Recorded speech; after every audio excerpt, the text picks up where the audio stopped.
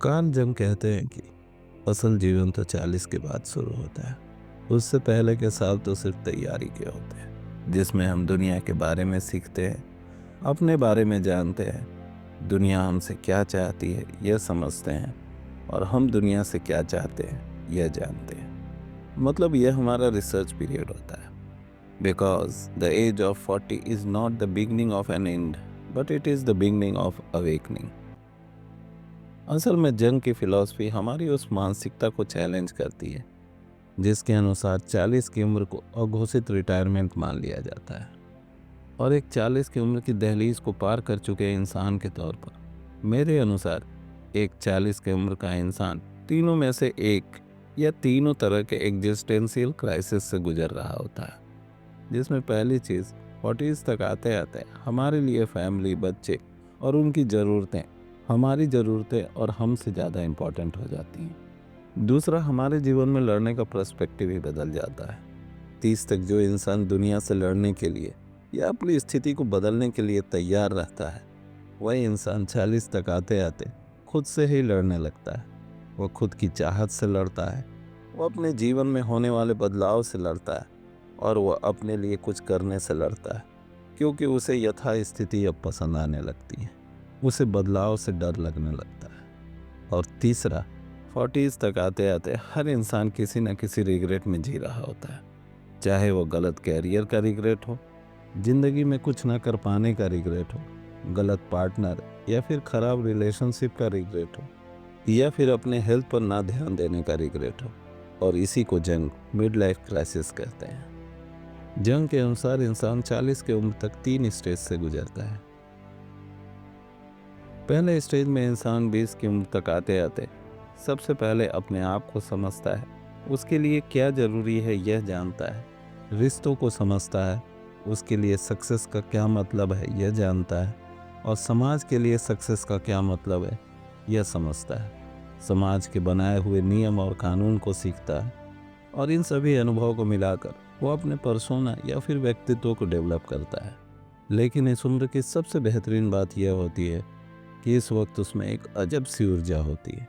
वो हमेशा rebel mode में रहता है। उसमें बदलाव लाने का एक अजब जज्बा होता है, उसमें बदलने की चाहत होती है, और सबसे बड़ी बात, वह उस वक्त खुद के लिए जीता है। लेकिन जैसे ही वह 30 की उम्र को पार करता है और दूसरे स्टेज में पहुंचता है, अब वो नए रिश्ते बनाता है, नई जिम्मेदारियों को एक्सेप्ट करता है। अब वो बेटे से बाप बनता है, अब वो आशिक से पति बनता है।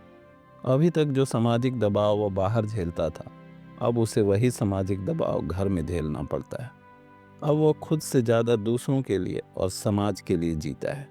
अब वो खुद के अस्तित्व से ज़्यादा अपनी सामाजिक अस्तित्व को बनाने पर बल देता है।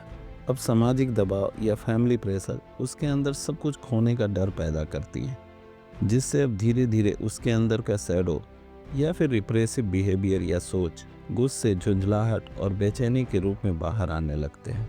और जैसे वह 40 की उम्र में आता है, वह तीसरे स्टेज में प्रवेश करता है, जिसमें वह शारीरिक या मानसिक फटीग या थकावट का शिकार होता है।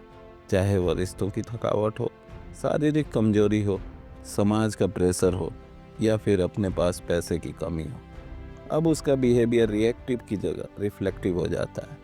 वह धीरे धीरे पारिवारिक जिम्मेदारी या फिर सोशल स्टेटस को बनाए रखने के लिए अपने आप को दुनिया से अलग करते जाता है, यहाँ तक कि अपने परिवार से भी, जिसके कारण वह अकेलेपन के ऐसे चक्रव्यूह में फंस जाता है जिसमें उसकी कोई सुनने वाला नहीं होता है, इवन उसकी फैमिली भी नहीं, जिसके लिए वह सब कुछ करता है। और ताजुब की बात है कि उसकी तो कोई नहीं सुनता, लेकिन उसे सुनाने वाले कई होते हैं। उसका अकेलापन उसके द्वारा की गई हर नाकामियों से उसकी मुलाकात करवाता है, और वह यही सोचता रहता है कि काश ऐसा किया होता तो वैसा होता, वैसा किए होते तो ऐसा होता। लेकिन अब क्या, ना तो अब ताकत बची, ना अब समय है। अब तो जो है वही बना रहे तो बहुत है, और वह अघोषित रिटायरमेंट को अपना लेता है। लेकिन जंग इसके ठीक उल्टा सोचते हैं। उनके अनुसार 40s is not a time to despair over what we have lost. It's time to celebrate what we have gained. Wisdom, clarity and resilience. इसलिए उनका मानना था कि जैसे जैसे इंसान की उम्र बढ़ती जाती है वह धीरे धीरे इमोशनली मैच्योर होता जाता है, और उसकी यही इमोशनल मैच्योरिटी उसे किसी डिसीजन को उसके वैल्यू या फिर ज़रूरत के हिसाब से लेने में मदद करती है, ना कि उसके इमोशनल ट्रामा या डर की वजह से। और आगे जंग कहते हैं कि जैसा कि आमतौर पर 40s में आते आते हम अपनी लाइफ को ऑटो पायलट पर सेट कर देते हैं और सोचते हैं कि अब जीवन इसी ढर्रे में चलता रहेगा। तो क्या ऐसा होता है? तो क्या अब कोई चैलेंज हमें फेस नहीं करना पड़ता? ऑफ कोर्स फेस करना पड़ता है।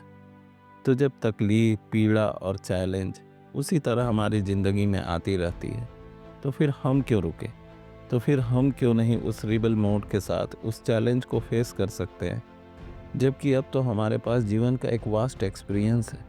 हम क्यों ना उस ज्ञान, स्पष्टता और लचीलेपन को अपने आप को ट्रांसफॉर्म करने में यूज़ करें? हम क्यों अपनी गलतियों का रोना रोते रहें जबकि उससे कुछ होने वाला नहीं? तो फिर क्यों ना कुछ नया करें? अपने आप को व्यस्त रखें, लोगों से मिलें, कुछ सीखने की कोशिश करें। ऑफिस और घर के बीच में चाय की टपरी पर रुककर एक कप चाय ज़रूर पिएं और देश की सरकार बनाएं और बिगाड़ें। इससे कुछ होगा या नहीं होगा मुझे नहीं मालूम, लेकिन इससे आप अपने 20s में ज़रूर पहुंच जाएंगे।